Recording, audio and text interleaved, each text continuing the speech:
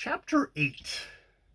The first $1,000 check which Lily received with a blotted scrawl from Gus Trenner strengthened her self-confidence in the exact degree to which it effaced her debts.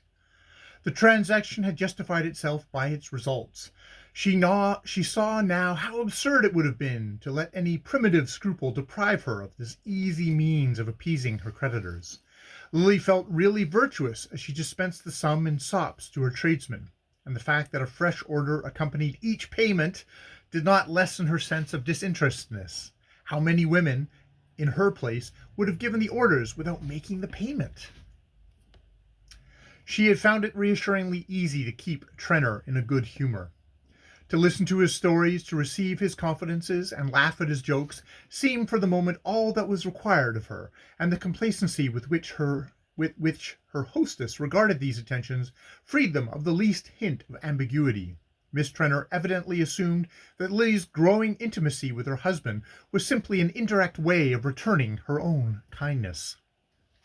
"I'm so glad you and Gus have become such good friends," she said approvingly. "It's too delightful of you to be so nice to him, and to put up with all his tiresome stories. I know what they are, because I had to listen to them when we were engaged. I'm sure he's telling you the same one still. And now I shan't have always to be asking Carrie Fisher here to keep him in a good humor. She's a perfect vulture, you know, and she hasn't the least moral sense. She's always getting Gus to speculate for her, and I'm sure she never pays when she loses." Miss Bart could shudder at this state of things without the embarrassment of personal application. Her own position was surely quite different. There could be no question of her not paying when she lost, since Trenner had assured her that she was certain not to lose. In sending her check, he had explained that he had made up 5,000 for her out of Rosedale's tip, and had put 4,000 back in the same venture, as there was the promise of another big rise. She understood, therefore, that he was now speculating with her own money, and that she consequently owed him no more than the gratitude which such a trifling service demanded. She vaguely supposed that, to erase the first sum, he had borrowed on her securities, but this was a point over which her curiosity did not linger. It was concentrated for the moment on the probable date of the next big rise. The news of this event was received by her some weeks later, on the occasion of Jack Stepney's marriage to Miss Van Osburgh. As a cousin of the bridegroom, Miss Bart had been asked to act as bridesmaid, but she had declined on the plea that, since she was much taller than the other attendant virgins, her presence might mar the symmetry of the group. The truth was, she had attended too many brides to the altar, and when next there she meant to be the chief figure in the ceremony. She knew the pleasantries made at the expense of young girls who have been too long before the public, and she was resolved to avoid such assumptions of youthfulness as might lead people to think her older than she really was.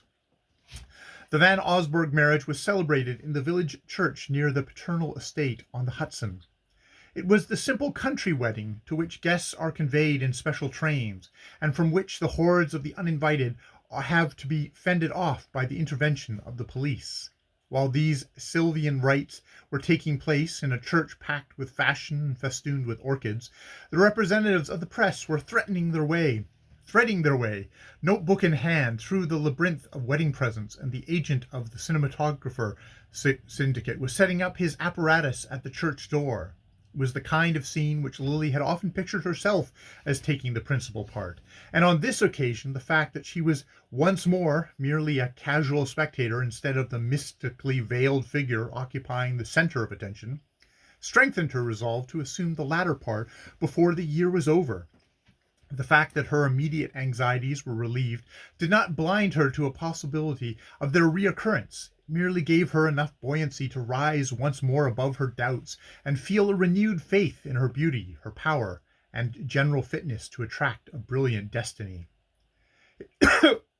It could not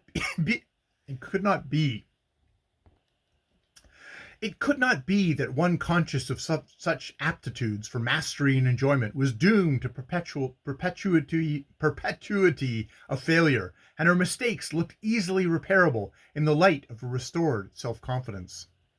A special positiveness was given to these reflections by the discovery, in a neighboring pew, of the serious profile and neatly trimmed beard of Mr. Percy Gryce. There was something almost bridal in his own aspect. His large white gardenia had a symbolic air that struck Lily as a good omen. After all, seen in an assemblage of his kind, he was not ridiculous looking.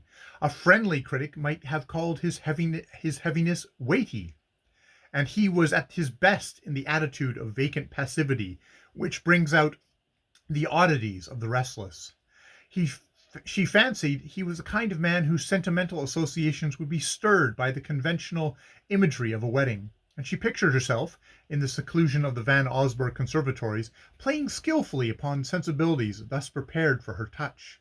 In fact, when she looked at the other women about her and recalled the image she had brought away from her own glass, it did not seem as though any special skill would be needed to repair her blunder and bring him once more to her feet. The sight of Selden's dark head, in a pew almost facing her, disturbed for a moment the balance of her complacency. The rise of her blood as their eyes met was succeeded by a contrary motion, a wave of resistance and withdrawal. She did not wish to see him again, not because she feared his influence, but because his presence had always had the effect of cheapening her aspirations, of throwing her whole world out of focus. Besides, he was a living reminder of the worst mistake in her career, and the fact that he had been its cause did not soften her feelings towards him. She could still imagine an ideal state of existence in which, all else being superadded, intercourse with Selden might be the last touch of luxury, but in the world as it was, such a privilege was likely to cost more than it was worth. "Lily, dear, I never saw you look so lovely. You look as if something delightful had just happened to you." The young lady who had thus formulated her admiration of her brilliant friend did not, in her own person, suggest such happy possibilities. Miss Gertrude Farish, in fact, typified the mediocre and the ineffectual. If there were compensating qualities in her wide, frank gaze and the freshness of her smile, these qualities, which only the sympathetic observer would perceive before noticing that her eyes were of a workaday gray and her lips without haunting curves. Lily's own view of her wavered between pity for her limitations and impatience at her cheerful acceptance of them. To Miss Bart, as to her mother, acquiescence in dinginess was evidence of stupidity, and there were moments when, in the consciousness of her own power to look and to be so exactly what occasion required, she almost felt that other girls were plain inferior from choice. Certainly no one need have confessed such acquiescence in her lot as was revealed in the useful colour of Gertie Farish's gown and the subdued lines of her hat. It was almost as stupid to let your clothes betray that you know you are ugly as to have them proclaim that you think you are beautiful. Of course, being fatally poor and dingy, it was wise of Gertie to have taken up philanthropy and symphony court concerts. But there was something irritating in her assumption that existence yielded no higher pleasures, and that one might get as much interest and excitement out of life in a cramped flat as in the splendor of the Van Osburgh establishment. Today, however, her chirping enthusiasms did not irritate Lily. They seemed only to throw her own exceptionalness into becoming relief and give a soaring vastness to her scheme of life. "Do let us go take a peep at the presents before everyone leaves the dining room," suggested Miss Farish, linking her arm in her friend's. It was characteristic of her to take a sentimental and unenvious interest in all the details of a wedding. She was the kind of person who always kept her handkerchief out during the service, and departed clutching a box of wedding cake. "Isn't everything beautifully done?" she pursued, as they entered the distant drawing-room, assigned to the display of Miss Van Osburgh's bridal spoils. "I always say no one ever does anything better than Cousin Grace.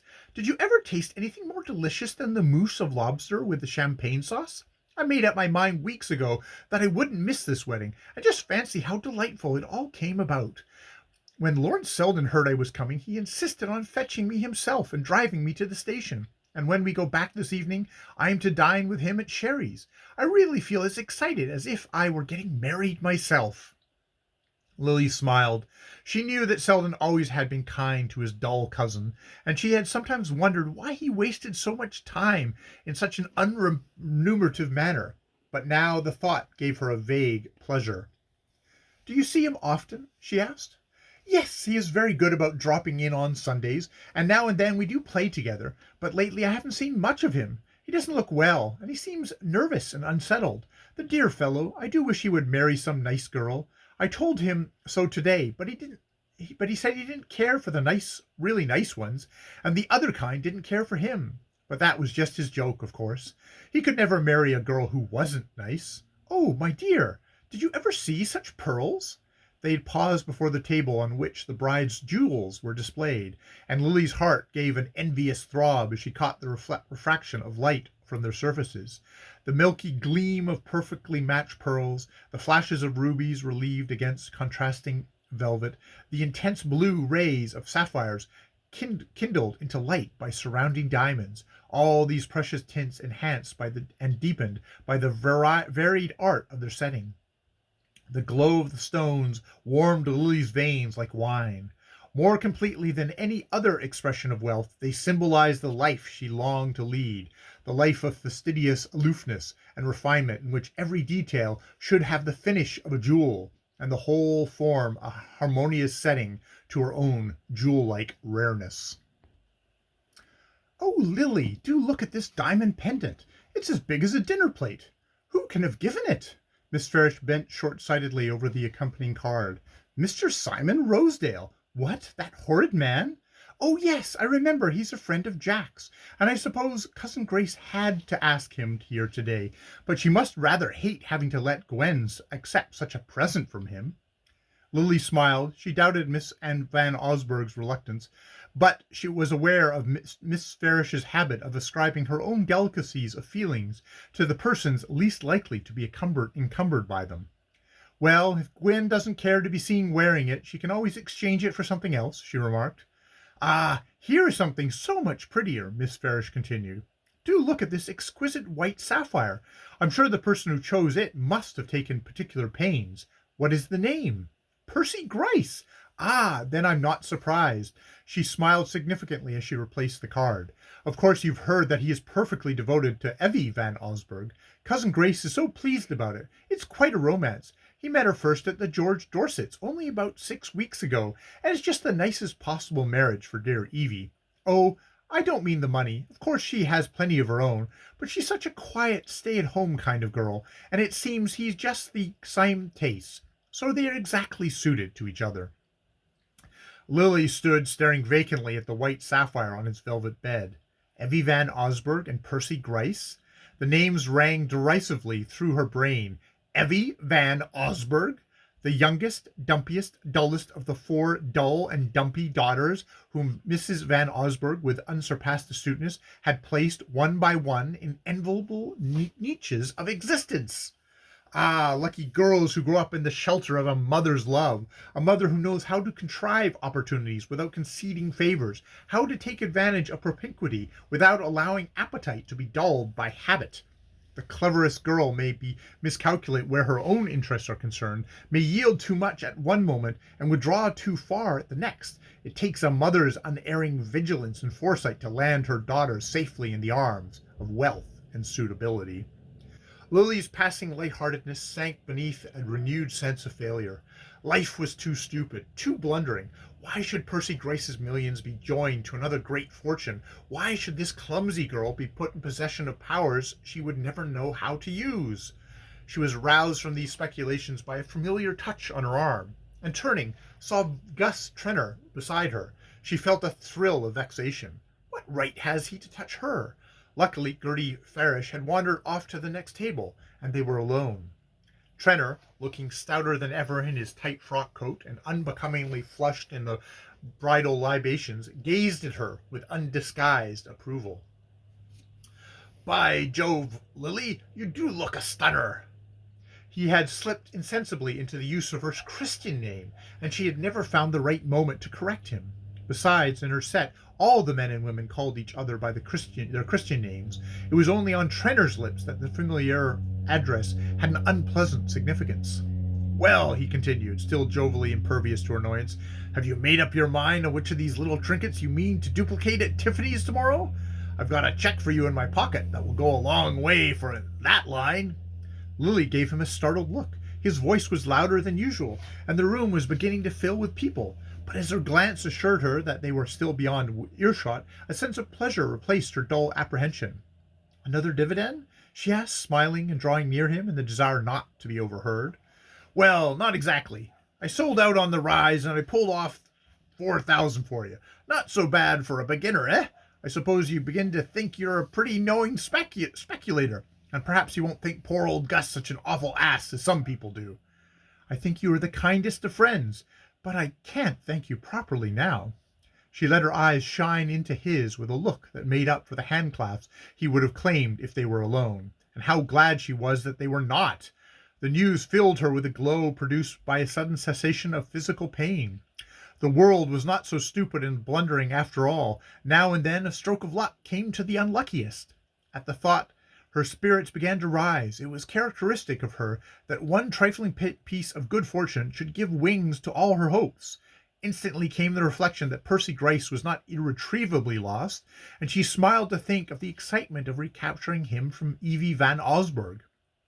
What chance could such a simpleton have against her if she chose to exert herself? She glanced about, hoping to catch a glimpse of Greece, but her eyes lit instead on the glossy countenance of Mr. Rosedale, who was slipping through the crowd with the air of half obsequiousness, half obtrusiveness, as though the moment his presence was recognized, it would swell into the dimensions of the room.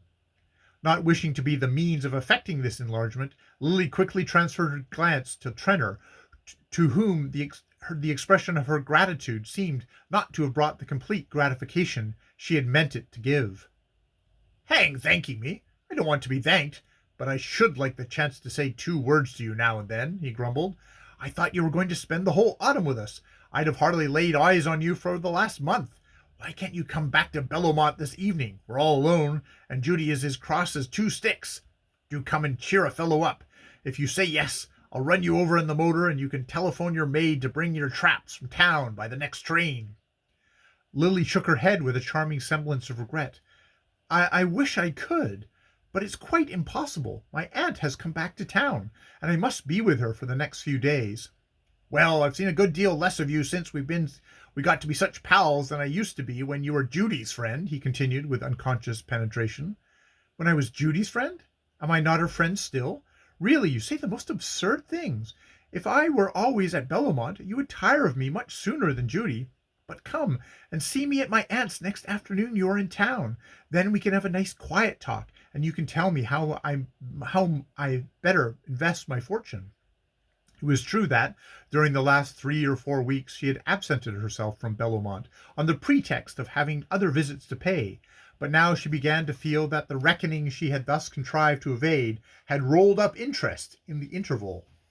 The prospect of the nice quiet talk did not appear as all-sufficing to Trenor as she had hoped, and his brows continued to lower as he said, "Oh, I don't know I can promise you a fresh trip every day, but there's one thing you might do for me, and that is just to be a little civil to Rosedale. Judy has promised to ask him to dine when we get to town, but I can't induce her to have him at Bellomont, and if you would let me bring him up now, it would make a lot of difference. I don't believe 2 women have spoken to him this afternoon, and I can tell you he's a chap it pays to be decent to you." Miss Bart made an impatient movement, but suppressed the words which seemed to be about to accompany it. After all, this was an unexpectedly easy way of acquitting her debt, and had she not reasons of her own for wishing to be civil to Mr. Rosedale? "Oh, bring him by all means," she said, smiling. "Perhaps I can get my tip out of him on my own account." Trenor paused abruptly, his eyes fixing themselves on hers with a look which made her change her color. "I say, you'll please remember he's a blooming bounder," he said, and, with a slight laugh, she turned towards the open window near which they had been standing. The throng in the room had increased, and she felt a desire for space and fresh air. Both of these she found on the terrace, where only a few men were lingering over cigarettes and liqueur. while scattered couples strolled across the lawn to the autumn tinted borders of the flower garden.